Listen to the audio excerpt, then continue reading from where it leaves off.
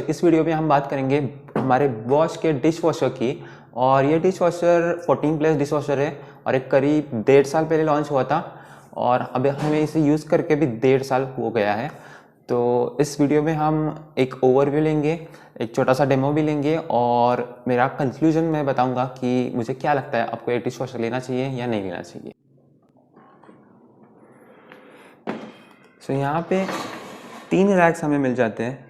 पहले वाले रैक में आप बड़े डिशेस रख सकते हैं और यहाँ पे आप एक तो बड़े यूटेंसिल्स रख सकते हैं या फिर आप इसे हटाकर इसे रैक बनाकर और भी यूटेंसिल्स बना सकते हैं। दूसरे वाले रैक में आप ग्लासेस रख सकते हैं या फिर यहाँ पे आप छोटे छोटे डिशेस रख सकते हैं। और लास्ट में जो थर्ड रैक है वो होता है हमारे स्पून्स के लिए और नाइफ वगैरह कटलरी के लिए। तो ये जो फर्स्ट रैक है यहाँ पे आप 16 डिशेस लगा कर रख सकते हैं सिर्फ इस वाले लेन में। और अगर आप इस वाले लेन में भी लगाना चाहते हैं तो यहाँ पे आप 21 डिशेस रख सकते हैं। तो अब हम आ जाते हैं मशीन के अंदर की तरफ। तो मशीन के अंदर की तरफ अगर आप देख पा रहे हैं तो तीनों तरफ स्टील की बिल्ट इन क्वालिटी है और ये नीचे जो फ़ैन है, पंखा है, उसमें 10 छेद दिए गए हैं, उसमें से स्प्रे आता है। और उसी तरह इस ऊपर वाले ट्रे में यहाँ पे भी एक फ़ैन, तो इस वाले फ़ैन से ऊपर के बर्तन साफ़ हो जाएंगे और जो नीचे वाला फ़ैन है उससे ये वाले। एक बात आपको सिर्फ मेक श्योर करनी है कि जब आप मशीन लगा रहे हो तो आपको दोनों फ़ैन घुमा के देखने चाहिए कि वो ठीक से घूम रहे हैं या नहीं। अब हम करते हैं हमारी मशीन को स्टार्ट। तो अब हमारी मशीन स्टार्ट हो चुकी है। तो पहला जो मोड है वो है इको मोड। यहाँ पे 50 डिग्री सेल्सियस पे आपके यूटेंसिल्स वॉश हो जाएंगे और इसका जो टाइम है वो बहुत ही ज़्यादा है, 3 आवर्स 45 मिनट्स।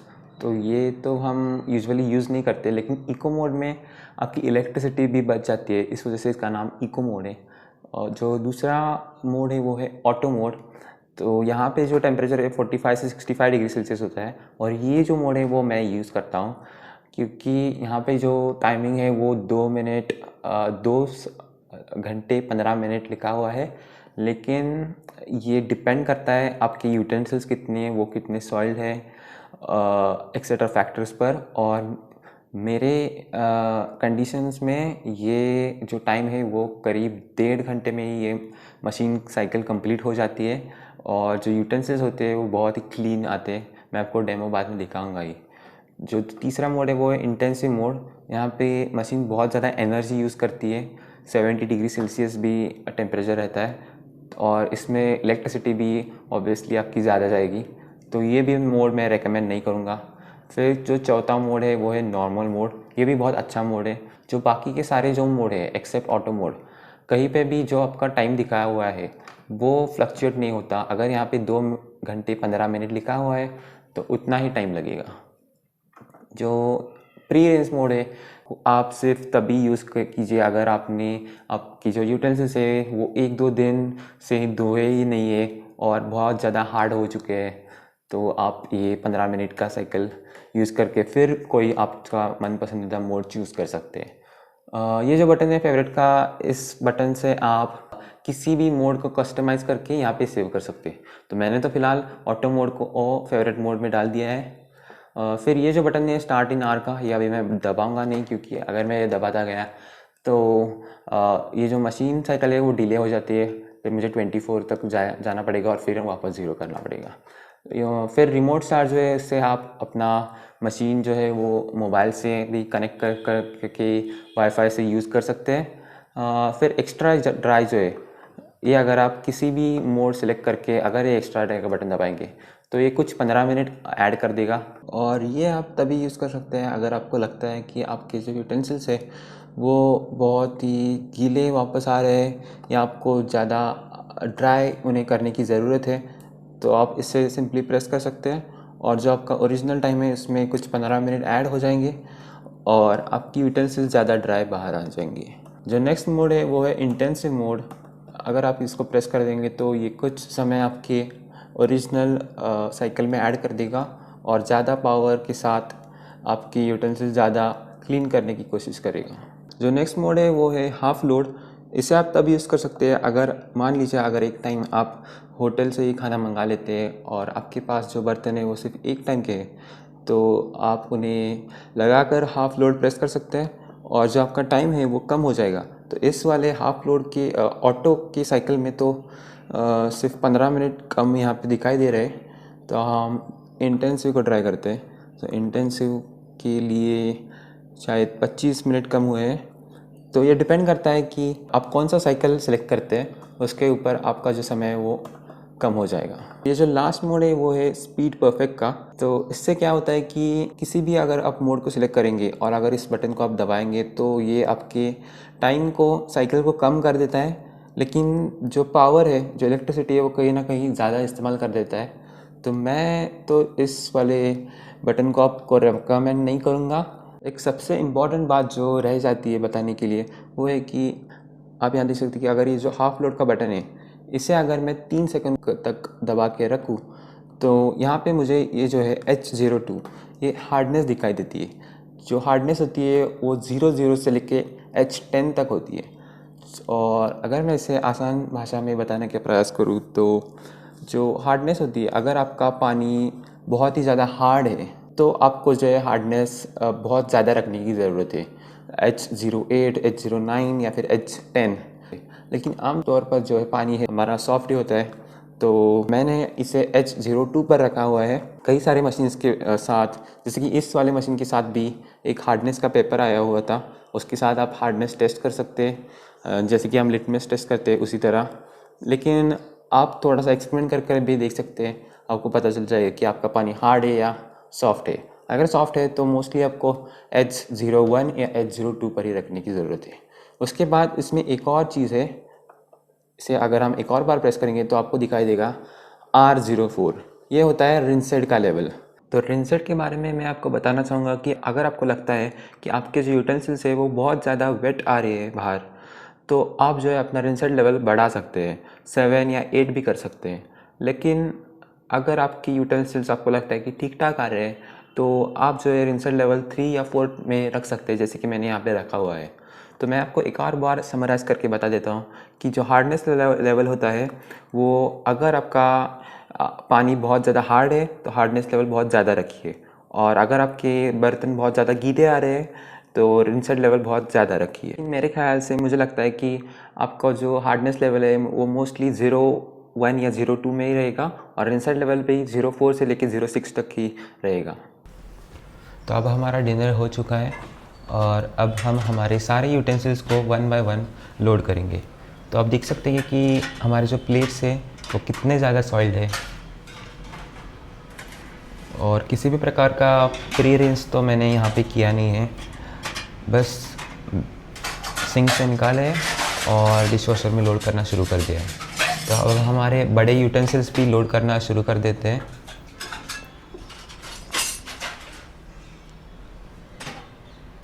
तो बड़े यूटेंसिल्स के लिए जगह बनाना थोड़ा सा आपको टाइम कंज्यूमिंग हो सकता है।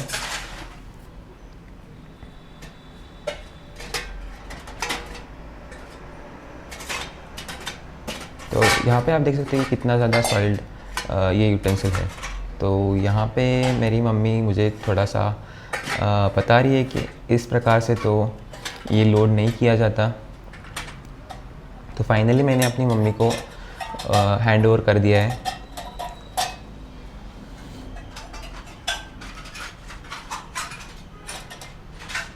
और आप देख सकते हैं कि क्या स्पीड से मम्मी ने लोड करना शुरू कर दिया है।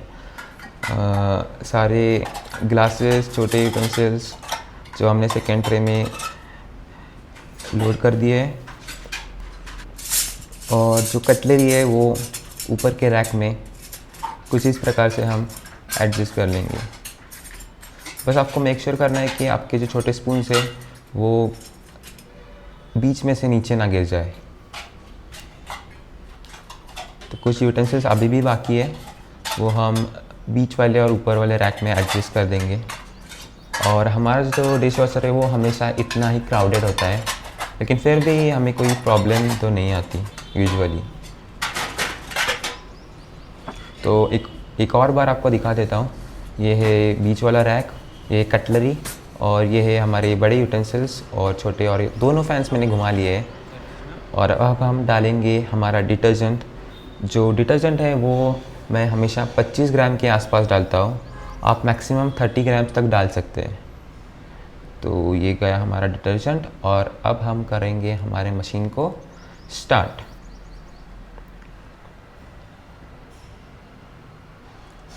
तो यहाँ पे प्रोग्राम जो है ऑटो वाला वो हमेशा बाय डिफ़ॉल्ट रहता है, और अभी हमें बस स्टार्ट का बटन दबाना है और सुबह का इंतज़ार करना है।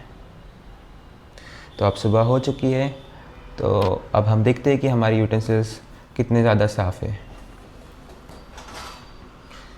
तो ये है हमारे बड़े यूटेंसिल्स,